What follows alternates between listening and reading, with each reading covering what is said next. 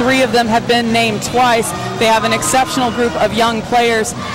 7 of their 11 players on the rosters is underclassmen. So the future is bright. Right now they're struggling to find consistency, so let's hope that they can do the job here today.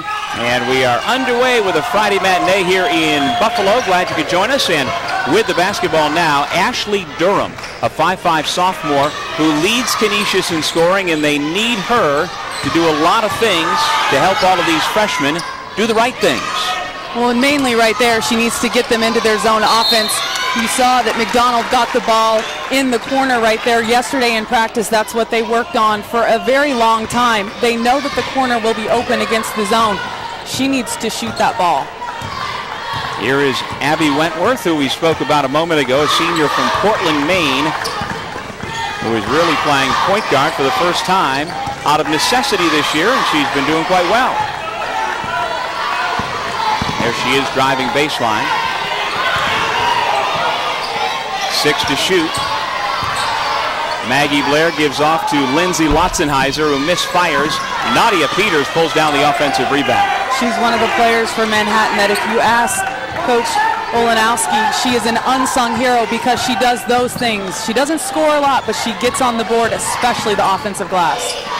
Just over a minute in.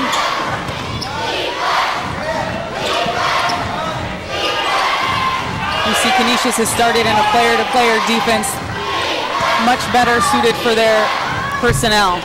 Wentworth connects on the floater, and the Lady Jaspers are on the board first. Manhattan's going to extend the pressure. They like to use their 1-3-1 defense in many, many ways. They'll extend it into the full court, use it as a press, drop back into it. They did a good job against that. Practiced it for a long time yesterday in practice as well. Pass deflected. Steph McDonald, a junior from Ottawa, tracks it down, and now with the shot clock down to 5, the Griffs are going to have to force one out. 2 to shoot. They get it off, and play continues since the rim was hit by Steph McDonald.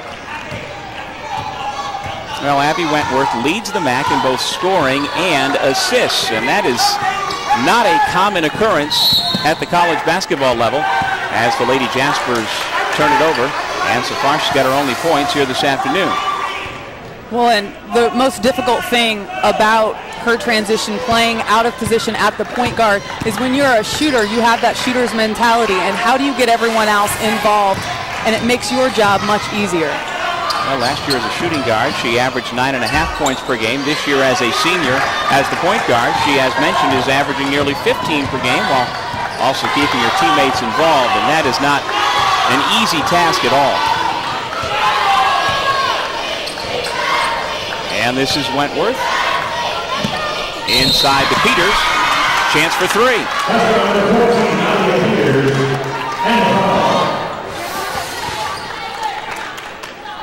They're going to try and force it inside. They have a size advantage. Manhattan starts everyone over 6 foot tall. 4 players, I believe, over 6 foot tall. So they have that size advantage and will look to go inside like that. The rotation on the help side was just a little too late for Canisius. And Nadia Peters, the senior out of the Bronx, New York, has 3 points. And Manhattan off to the early lead here in Buffalo.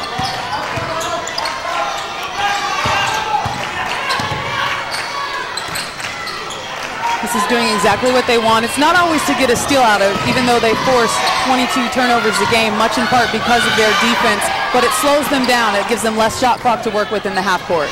And then again, the 1-3-1 zone defense forces the turnover.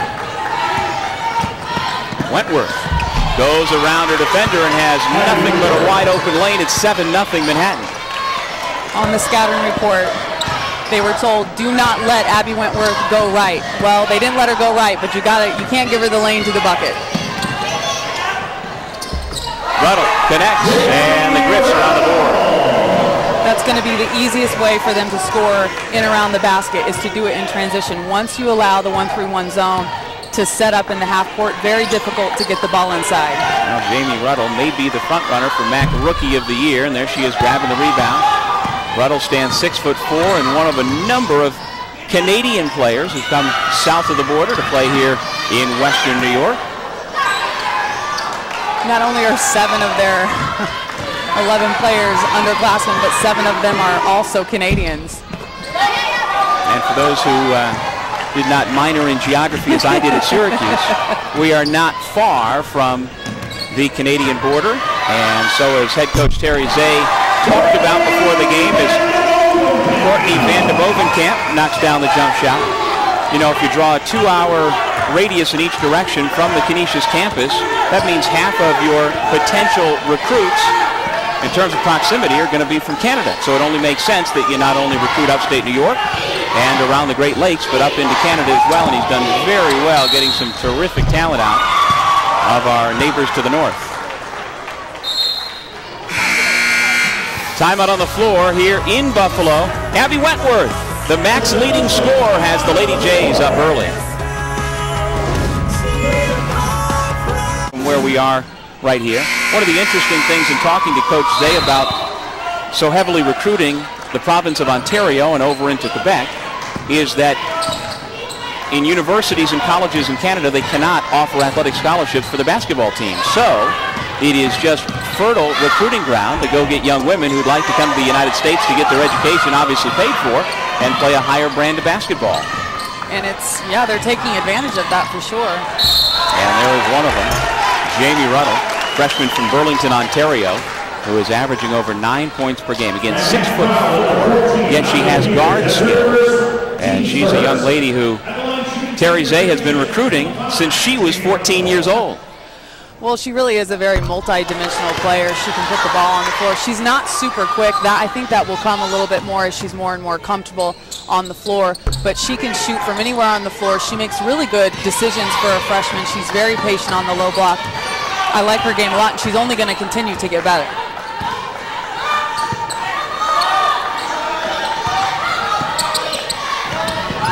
Wentworth rattles home the three. That is not a good sign for Canisius. She has got off to a very quick start. She's got 7 points already and done it in a number of ways. Turnover.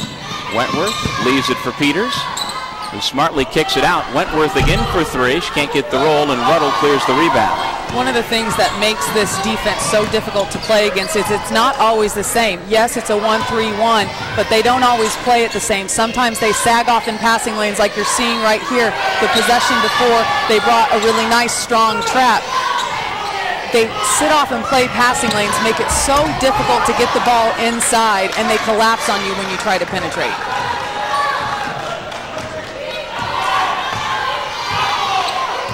Alyssa Harrington is coming to the ball game for Manhattan College. She's a 5'8" junior from Cambridge, New York, which is north of Albany, in the eastern part of the state. Lutzenheiser can't get the roll, and Ashley Durham clears the rebound.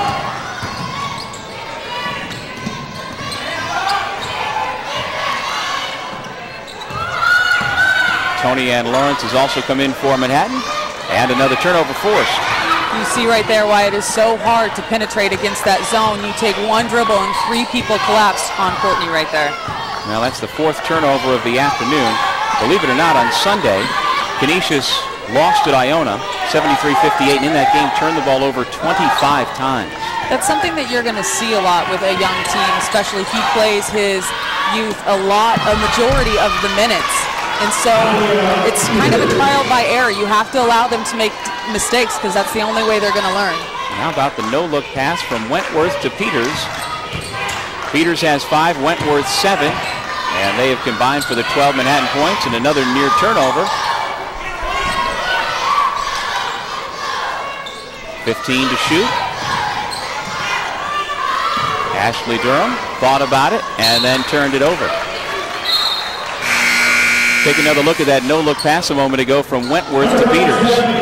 Abby does such a great job. She drew a double team there, looked over her shoulder, read the defense, waited for her cutter, got her a wide open layup. Well, Katie, in the first 7 minutes, we've seen why Abby